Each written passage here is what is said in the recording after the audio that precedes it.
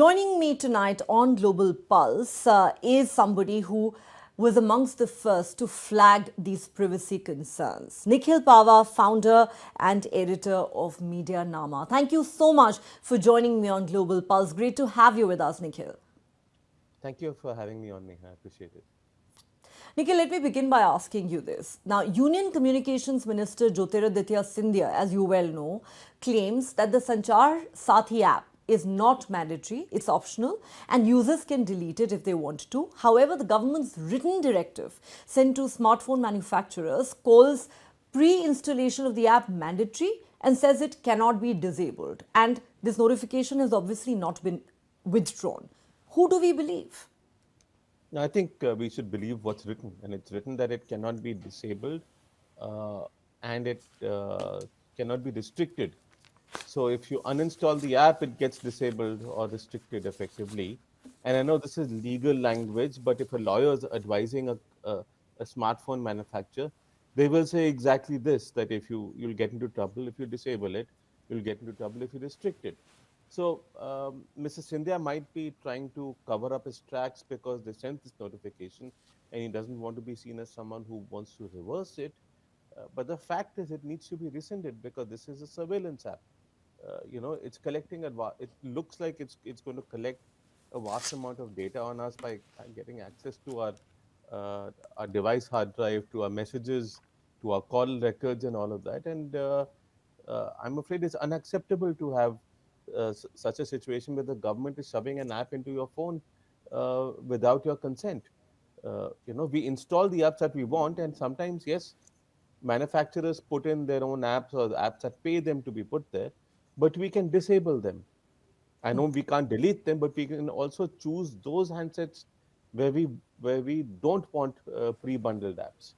But here you have no choice. Every manufacturer has to put it, and effectively it becomes a cybersecurity problem for customers to have this app on their device. So let me ask you this. The government claims this is actually a cyber security tool meant for user cyber protection. You and many others have called the government's move an unprecedented invasion of privacy that turns a lost phone tracker into a potential government surveillance tool. You've, in fact, in your tweets, likened it to Russia's Max Messenger. Could you explain to our viewers why you believe this app is dangerous and would amount to the government snooping on citizens? So let's first, instead of government snooping, let's look at the cybersecurity problem, right? Because this is supposed to solve a cybersecurity problem. If this app is on your device and this app gets hacked, and if it's on every Indian's device, then every Indian's mobile app, effectively mobile handset, can be accessed by a hacker. And we've seen the history of our government apps and government websites that are clunky, that are subject to vulnerabilities, that have leaked data. So I don't think the government should be in the business of creating apps, and it certainly shouldn't be in the business of forcing apps into people's phones because they're forcing them to to take a risk with their privacy, right, and with the security of their device. Now, this app has access to your hard disk, to your disk drive in your phone. It has access to all your files. It has access to your messaging.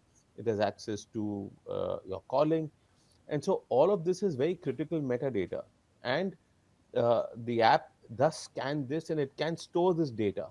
Now, we don't know whether it is actively going to do that, but it does mean that it's perpetually scanning the IMEI number of the device and things like that. And um, even if it does take up that data, remember the regulation says there should be no restriction on this app, which could also mean there's no restriction on permissions.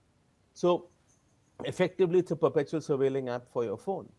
The other thing that you need to consider here is that in case of vulnerable folks, right, who are, for example, doing politically sensitive work, like journalists reporting on politics, or uh, political parties planning something or the other, uh, effectively, this app can be used to put files on your device because it has read-write permissions.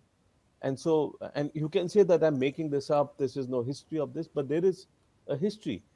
In the Bhima Koregaon case, it was found that through a forensic analysis, that a malware app was used to put files on laptops, which were then used as evidence in a case. So who's to say that government apps cannot be used to put files into, let's say, a journalist's phone or a politician's phone? And that's not right for democracy, right? In democracy, the whole idea of a democracy is that we have a choice as long as we're not harming others. Here we're being forced to take this app, just like Aadhaar has been forced onto us also. Today they're going around saying Aadhaar is not a proof of birth, it's the birth date, it's not a proof of residence, it's not a proof of citizenship. What is it a proof of? And it's been forced on us. We've been forced to link all other accounts to this. So honestly, when the government wants to push something at you, my immediate reaction is, tell me why I should take this. And with this app, it's available online, right? Shouldn't I have the right to choose which cybersecurity Yes. app I want to use? If I want to use an antivirus, I'll use an antivirus. If I feel Sanchar Saathi is good for me, I'll download it. There's a website also does that from them that does the same function. Why is it being forcibly put on my device? And is it the last one? Right? Today, DOT is saying, let's put Sanchar Saathi. Tomorrow, Ministry of Health will say, we want people to become healthier. So we will put an app on your phone that will give you notifications regarding you should eat this and not eat that. After that, Minister of Education might put in and say, okay, for people above the age of this, we want adult education in terms of, learning new skills and learning reskilling. So we will push that on your phone. Every ministry thinks that the work that they do is important. Where do you draw the They can line? install app on your phone. So where will it stop? So my Where will point it is, stop? And sorry, go ahead. Go ahead. no, no, our device is our private space. We have very vulnerable communications through our messaging apps. I've exchanged medical reports with my doctor. So there is sensitive information that we don't necessarily go and broadcast everywhere in the world, saying, "Look at my." I don't put my medical records on Twitter or on Facebook or on Instagram, but I share it with my doctor. There are These apps can basically give access to those documents then, no? So it's a risk for Exactly. people. Why should I be forced to take this risk? I think that's a very important question that you're raising. Why is this being thrust on us? Why do the users not have a choice? Nikhil, there are many who are, even as they're trying to wrap their head around what this app really means, they're asking this question. To what extent, hypothetically, will the government be able to track a user's activity through this app? Do you believe it can actually monitor your text messages, private conversations, photos, videos, location, what have you? I think location for sure is already understood. But in terms of photos and videos, it has access to all your documents, right? Now, how is a user going to track what this phone is looking at? And also, most people will think, I'm nobody. It doesn't matter to me if my phone is being tracked. But the fact is, there are people where it does matter. The opposition, for example, in a democracy, the opposition's rights have to be protected, because that's what makes us a democracy instead of a single party state or an authoritarian regime, right? So in politics, especially in a very volatile political environment like we have in India, I think for democratic processes to be run well, it's important to protect them. Okay, now, Nikhil, according to Reuters, Apple seems to have made the decision not to comply with the government's mandate. Do you believe all smartphone manufacturers need to take a strong stand against this move, and can they defy the government's directive? What does the data protection law say? So two separate things. First, I think Apple taking the stand is great. I welcome it. But in Russia, they capitulated. Whatever stand has been published has been attributed to unnamed sources. So even though I respect and trust what Reuters reports, I will not necessarily trust what anyone says in an unnamed manner. If Apple has to issue a statement, they need to do it officially. For Apple, India is a tiny market. It's like not even maybe 1.5% of our handsets in the country are Apple handsets. So it's not a market that really matters to it. For most other handset manufacturers like Oppo, Vivo, Xiaomi, Samsung, India is a huge market. So anyone who says no can potentially, their device is not will not be allowed in the country. and it's a huge market share to use. It lose. It's India's the second largest handset market in the world after China. So I think most of them are just going to comply, and Apple anyway gets a free pass from the government. Even when the IT rules came out in 2021, um, WhatsApp had to go to court to prevent destruction of end-to-end encryption. Apple hasn't gone to court, but no, it hasn't been asked to do traceability like that does. So Apple gets away with things because it also holds the promise of manufacturing in India, and our government is being selective in how it treats Apple versus how it treats everybody else. And I think we need to be conscious of that, and it shouldn't be a benevolence from the government. The law needs to apply equally to everyone. So this regulation is applying, and other handset manufacturers are complying. Apple needs to go to court to prevent it. Otherwise, I think I would say, why is the government being selective in its application? Let me put it very clearly. I don't want this particular directive or this regulation, but it needs to be applied uniformly. There has to be fairness in how the government works. All right. Many have argued, Nikhil, that there is a strong case for this particular government order to be challenged in the Supreme Court, and that the apex court is in fact likely to strike it down as illegal and unconstitutional on grounds of invasion of citizens' privacy. Would you agree with that assessment? I, look, whatever statements I'm seeing, especially around online censorship, coming from the Supreme Court, it seems that they hold responsibility as more important than rights. And that's not what a Supreme Court should be doing. Um, so I'm not sure how the Supreme Court will deal with this, but I don't have my hopes up. I'd also like to remind you that a similar surveillance situation happened with Pegasus a few Pegasus. years ago, and there was a committee that was established by the Supreme Court that was very transparent, published all its videos and findings, and gave the report to the Supreme Court. The Supreme Court has not allowed that report to become public, and they haven't heard the case for almost 2 years now. So I'm not sure if the Supreme Court is taking issues of privacy very seriously. And those were very significant people who were under surveillance using Pegasus, and the government never denied it. So on precedence of the Supreme Court largely being inactive on Pegasus, I don't really believe, I don't have much faith. I hope the Supreme Court proves me wrong, but I'm not keeping my hopes up right now on the court. Okay, that does sound scary, I must admit.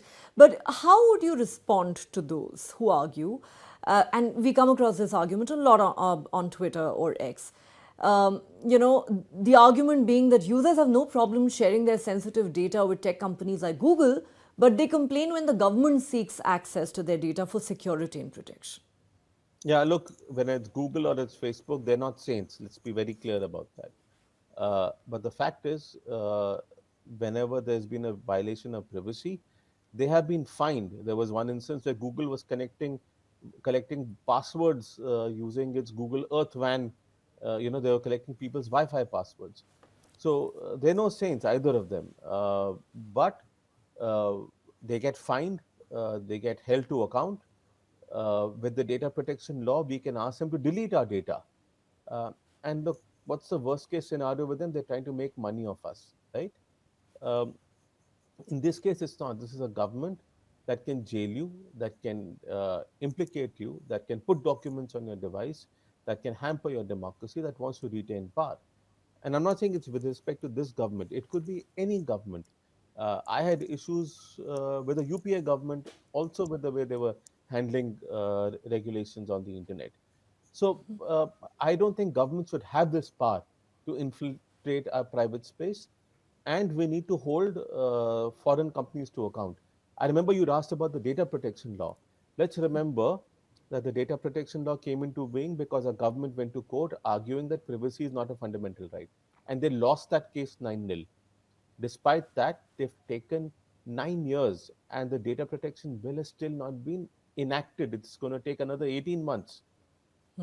Apart from that, the government has completely exempted itself from the data protection bill while these companies are still held to account.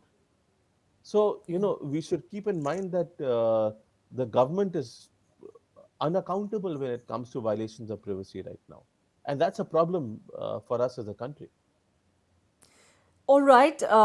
You don't sound optimistic as far as the Supreme Court is concerned, but are you at all hopeful that the government might sort of give in to this public pressure that seems to be building up and withdraw this controversial order? Uh, I honestly don't know. I can't read the minister's mind, but I do feel that his ministry is not the right ministry to regulate the internet or anything related to apps. They shouldn't have the jurisdiction. They shouldn't have the right to regulate the internet because it's a complex space. They don't understand how users behave. They don't understand. Clearly don't understand privacy. They're not responsible for enforcing privacy. And this is better left with the Ministry of Electronics and IT, who seems to be giving away its ground to other ministries. There was this bizarre regulation from the Ministry of Health last year, and it came for consultation again this year, that they want to insert 30 seconds of anti-smoking ads when you're watching streaming service, a show online, so on streaming, and that should repeat with every episode and before the beginning of every video. Uh, you know, it's ridiculous what every ministry is trying to do today. The nodal ministry should be Ministry of Electronics and IT, and I'm afraid they're giving up ground like this to ministries who don't understand how we use the internet. Not that MeitY does a good job of it, to be honest, but MeitY is still better than the rest of them. Okay, how is the government going to address these concerns remains the million-dollar question. But before we let you go, Nikhil, let's also talk about another major concern that you have flagged. You've talked about how the government's move with regard to SIM binding is another deeply problematic measure. Could you explain to our viewers how that works and why it's problematic? So the problem with SIM binding, Neha, is that if your social media account or your WhatsApp account, it will get linked to your SIM card. Now, there are essentially situations where people may have social media accounts without giving their mobile number. WhatsApp obviously collects your mobile number, but also what happens is, instead of being linked to the stuck to a device, where if you take the SIM and put it in another device and set up a new account, it gets transferred to a new device. In this case, it gets stuck to the SIM. So if you lose your SIM, or if your SIM dies, every 4 years, people have to change their SIM cards, even though they keep the same number, you will end up losing your history because it's a whole new SIM and it's bound to the SIM. Secondly, the government has said that if you're using uh, WhatsApp web, or if you're using the account on a device that doesn't have the SIM card, you can only use WhatsApp web, and you'll have to keep signing in after every 6 hours. Yeah, They don't understand how people use WhatsApp. yeah. I, for example, have the same account on two devices that are on two mobile phones that I use, because I don't want. I mean, I use one phone or the other depending on my, like, if I'm focusing on work, I use one phone, right? So, and then other times I use the other phone. So I keep them separate. But WhatsApp is on both because I want to be able to have access to it. That won't be allowed anymore. When people go abroad, they sometimes buy a local SIM because that's cheaper.